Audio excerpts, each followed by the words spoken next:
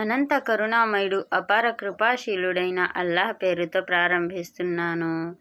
ఈరోజు ఒకరి ప్రశ్న ఏంటంటే, ప్రవక్త గారి తల్లి తండ్రి ఏం చేసేవారు, ఏ తెగకు చెందినవారు అని.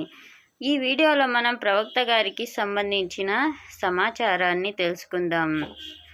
ఈసా అలైహిస్సలాం గతించిన 570 సంవత్సరాల తరువాత మన ప్రవక్త గారు ముహమ్మద్ సల్లల్లాహు అలైహి వసల్లం గారు జన్మించడం జరిగింది.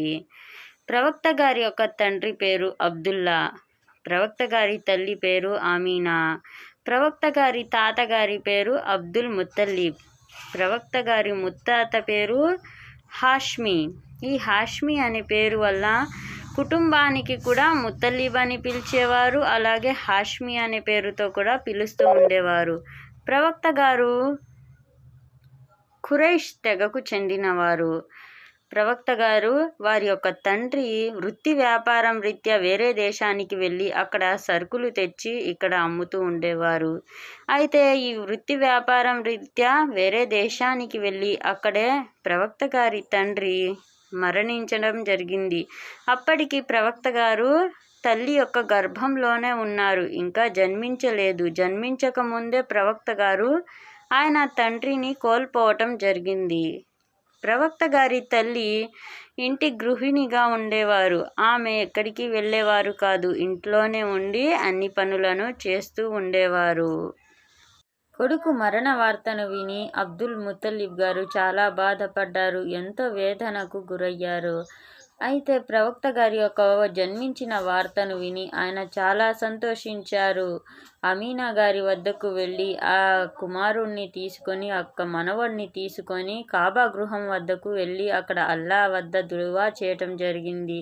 మరలా తీసుకొని వచ్చి తల్లికి అప్పగించారు. మన ప్రవక్త గారు ఖురైష్ తెగకు చెందినవారు. మన ప్రవక్త గారు మక్కా నగరంలో జన్మించటం జరిగింది. అయితే ఖురైషులందరికీ ఈ సంతోషం కారణంగా అబ్దుల్ ముత్తల్లిబ్ గారు 7 రోజుల విందును ఏర్పాటు చేయటం అన్నది జరిగింది. ఈ విందులోనే ప్రవక్త గారికి మొహమ్మద్ అని నామకరణను చేశారు.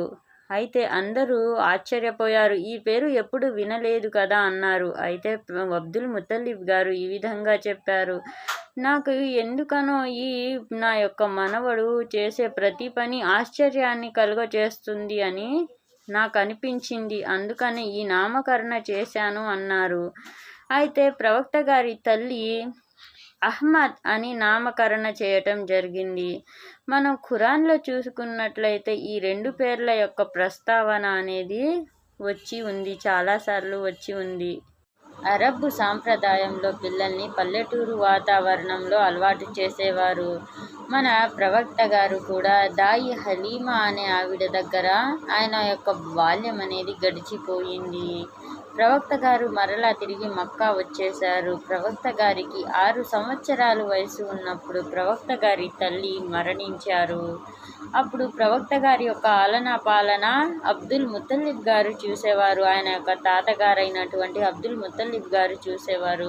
ప్రవక్త గారికి 9 సంవత్సరాల వయసు ఉన్నప్పుడు ఆయన కూడా మరణించడం జరిగింది. తరువాత ప్రవక్త గారి బాగోగులు ఆయన బాబాయి అయిన అబూ తాలిబ్ గారు చూసుకునేవారు. ప్రవక్త గారు అబూ తాలిబ్ గారు వేరే దేశాలకు, దూర ప్రాంతాలకు వెళ్ళి వ్యాపారాన్ని గురించి నేర్చుకునేవారు. ప్రవక్త గారు వ్యాపారంలో చాలా నైపుణ్యాలను సాధించారు.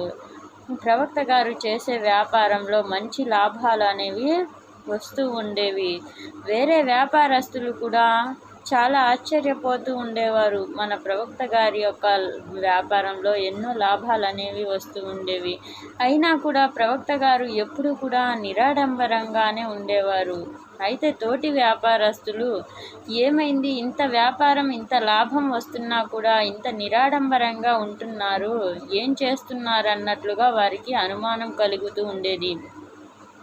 వ్యాపారస్తుల్లో ఒకరు, ఈ ప్రవక్త గారు ఈ వ్యక్తి ఏం చేస్తున్నారు, వచ్చే లాభాన్ని అని చూడాలన్నట్లుగా ఒకనాడు ప్రవక్త గారిని వెంబడించడం జరిగింది.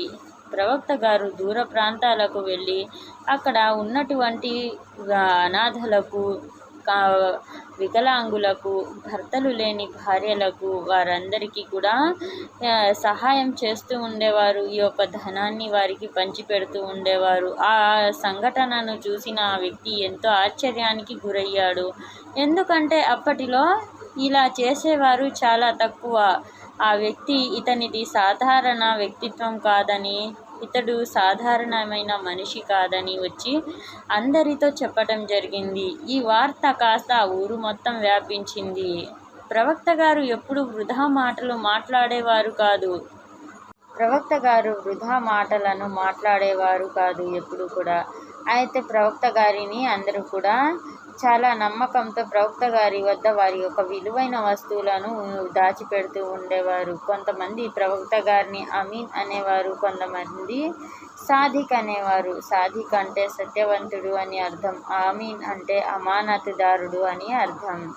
ఈ విధంగా వారు ప్రవక్త గారిని పిలుచుకునేవారు. అయితే భారీ వర్షాలకు కారణంగా మక్కా నగరంలోని కాబా గృహం అనేది కూలిపోయింది. అయితే ప్రతి తెగవారు కూడా హజ్రే అస్వద్ రాయిని మేము